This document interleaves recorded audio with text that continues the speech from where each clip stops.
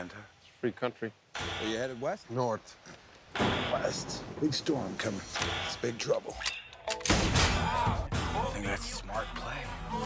There's more to life than surviving. Yeah, there's dying. Kill that house! Interesting facts about famous people.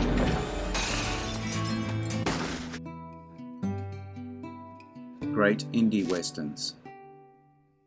In the classic era of the western, the big studios were the driving force behind the making of movies of all genres. Starting in the 60s and 70s, something started to happen. Independent filmmakers started breaking away, starting their own production companies and cranking out what has come to be known as the indie movie. Westerns were part of this movement. Today, let's take a look at some of these westerns that just happen to be very good, even great cinema. If you enjoy this video, hit the notification button to get my new videos. If you want to check out my many other videos, head over to my channel. The link is in the description. Please take a moment to like and subscribe to the channel as well. I appreciate it. Let's get started.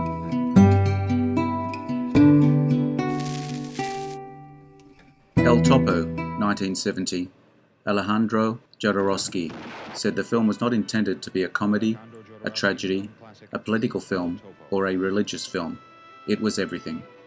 The original indie western and one of the most important cult films of all time. El Topo is one of the most unique cinematic experiences. Director Alejandro Jodorowsky's feature tells the tale of a gunfighter named El Topo, the Mole, living many weird encounters on his travels across a desert. The film's message is not the reason to experience it. It's best just to immerse yourself in its utter bizarreness, whether Jodorowsky's focus on sex and physical deformities or his decision to act with his young son. Jodorowsky plays the titular character. Not as surreal as Jodorowsky's later efforts, such as The Holy Mountain, El Topo is completely unique as a western or a movie in general. If you like the film, you're in good company. John Lennon, David Lynch, Dennis Hopper, and Bob Dylan are all fans.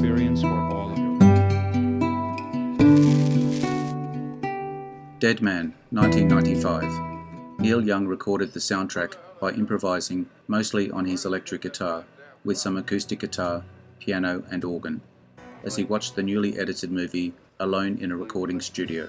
Jim Jarmusch defined the American indie scene when this film came out. Dead Man took Jarmusch and his skill to new levels with a story about an accountant who, after a murder, has taken on a quest with a Native American named Nobody. Johnny Depp as William Blake, the accountant, a role it's difficult to think he would take on today. Poetic and psychedelic, Dead Man is Jarmusch's interpretation and version of the Western genre, a Western only he could create.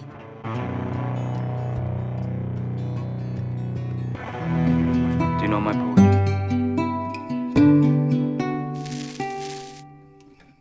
The Three Burials of Melquiades Estrada, 2005. Much of the movie was shot on Tommy Lee Jones's own ranch. Tommy Lee Jones is not well known as a filmmaker. That's too bad, because his few efforts behind the camera have proved to be very interesting. In The Three Burials of Melquiades Estrada, his first feature following one TV movie, he directs himself in the role of Pete Perkins, a rancher trying to keep a promise to his dead friend.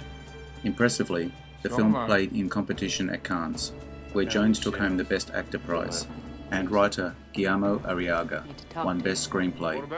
An obvious devotee of the Western, Jones directed another entry in the genre with The Homesman, but The Three Burials of Melquiades Estrada remains his Western to beat.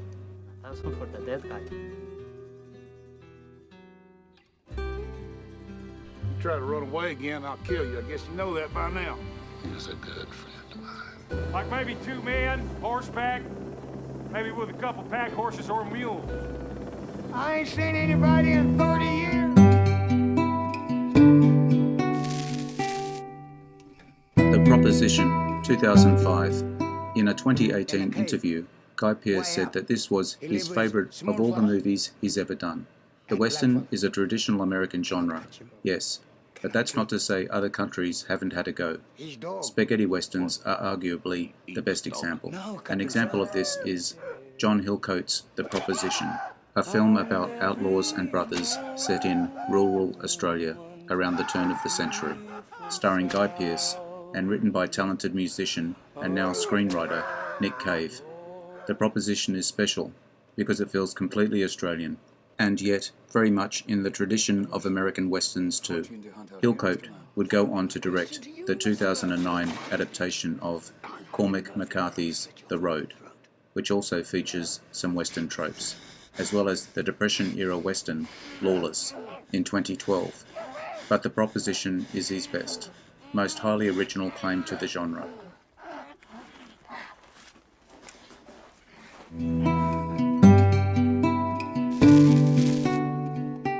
The Good, the Bad, the Weird, 2008. Director Ji Woon Kim says he'd like this to be called a kimchi western, after the Korean food made with fermented cabbages. He says he thinks the plot and film are spicy and vibrant, like the Korean culture and people. If you are a fan of the genre, don't miss Ji Woon Kim's film about two Manchurian outlaws and a bounty hunter being pursued by the Japanese army and Chinese bandits in the 40s. Good, weird, definitely not bad. As The Proposition, Kim combines the traditional Western with Eastern styling. The Good, the Bad, the Weird is in many ways even more ambitious.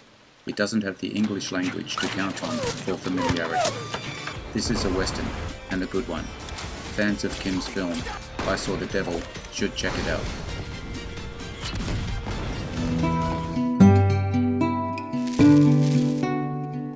Meek's Cutoff, 2010, loosely based on a true incident involving trail guide Stephen Meek and a band of settlers in 1845.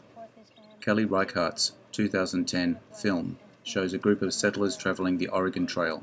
Doesn't just destroy the traditional conventions of the Western, it completely explodes them. Labelled a feminist Western and a post-female Western, the non-stereotypical lead, played by Michelle Williams, but really, you could call this a post-Western in many ways. No charming, racism, excitement, gunfights, and no focus on the beauty and landscape of the Wild West frontier. Just the expanse of the West and all the fear that goes with it. Many find the end infuriating, while others say it confirms why the movie is so good. For everyone, it's worth a watch. God knows where he's taking us. Is he ignorant or is he just plain evil? Who knows what's over that hill? Could be water. Could be an army of heathens.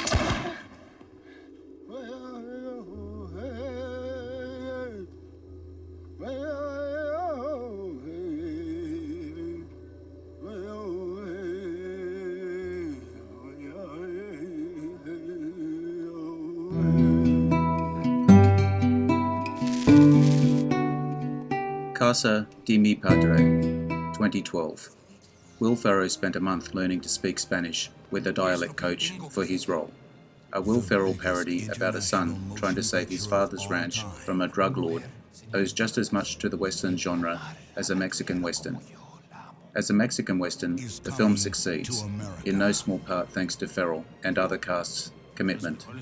Directed by Matt Piedmont, Casa Dei Padre is an all-Spanish-speaking homage you didn't know you needed, co-starring great actors like Diego Luna and Gael Garcia Bernal.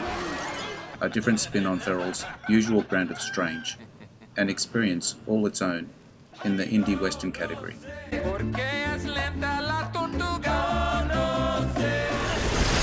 Hierro a la muchacha.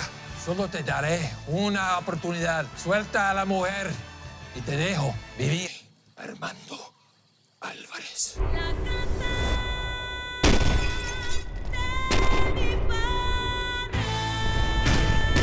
Speak American? Huh? Do you speak American? No, señor. No habla americano. The Salvation, 2014. The music score in the ending pays homage to the spaghetti western genre and to Ennio Morricone in particular, by including a stanza from Once Upon a Time in the West, 1968. A reunion with Eve Green, Penny Dreadful, and Mads Mikkelsen, Hannibal, European film stars who ended up on American television, together for the first time since Casino Royale, 2006. Reason enough to watch this movie. There are also other reasons to catch The Salvation. A Danish settler, Mikkelsen, loses his wife and child under terrible circumstances, causing a chain of events, eventually casting him as the gunman going up against a gang of brutal outlaws. Jeffrey Dean Morgan is the leader of the gang, giving an evil performance. The action scenes from director Christian Levering are incredibly tense. Slow West, 2015, filmed in the South Island of New Zealand. Feeling a bit like what would happen if Wes Anderson made a western, with some Coen brothers added for good measure. Young Scotsman Jay Cavendish, Cody Smith McPhee, travels to America to find Rose Ross, Karen Pistorius, the love of his life, having a lot more adventure than he expected. An impressive debut from musician John McClane. The end of Jay's tale isn't a happy one, but it is satisfying. However, his travels are certainly interesting. The real lead part is Silas Selleck, a gunslinger played by the excellent Michael Fassbender, in classical Western stoic and heroic style, agreeing to assist Jay in his mission. If that isn't enough to get you interested, the villain, named Payne, is played by Ben Mendelsohn, who could probably do this kind of role in his sleep. Also fun to watch in this role, thanks in part to his ridiculous coat. This Western combines magical realism and folklore to make a Western that isn't so much slow as delicate. Money and $2,000 entices a certain breed of undesirable. Just what breeds are you? May I enter? It's a free country. Are you headed west? North. West. Big storm coming. It's big trouble. I think that's a smart play. There's more to life than surviving. Yeah, there's dying. Kill that house! Yes, sir. No, sir. 3 bags full of shit. I don't want to talk about it. Deep in the West, kick over any rock, and a desperado crawl out and knife you right in the heart. Lay a finger on her and I'll kill you! Love like this, cause a love don't exist when a boy wants to... Bone Tomahawk, 2015. A fantastic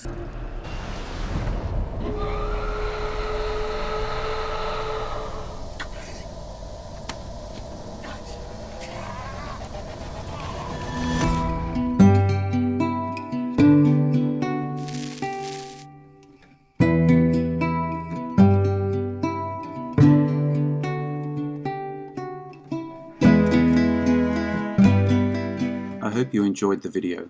Let me know what you think in the comments. I appreciate your likes and subscribers. Hit the notification button to get my new videos. Take a look at my channel and check out my Facebook page. The links are in the description. I am Wrangler. Bye for now. See you again soon.